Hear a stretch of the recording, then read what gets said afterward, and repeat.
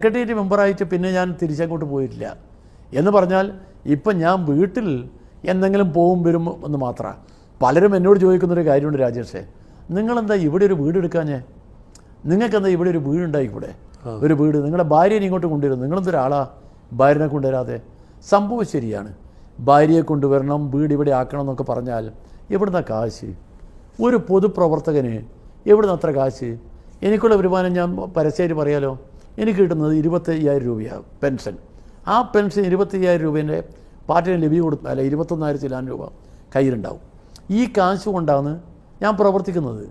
ആ പ്രവർത്തിക്കുന്നതിന് പിന്നെ പാർട്ടിയിൽ നിന്ന് വേറെ കാശൊന്നും വാങ്ങലില്ല. അങ്ങനെയല്ലേ പ്രവർത്തിക്കുന്നത്. പിന്നെ ഞാനെങ്ങനെ ഒരു വണ്ടി എടുക്കുക?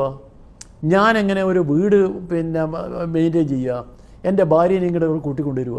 ഒരു വീട് വേണമെങ്കിൽ റെയർ സ്പീഷീസ് ആണത്.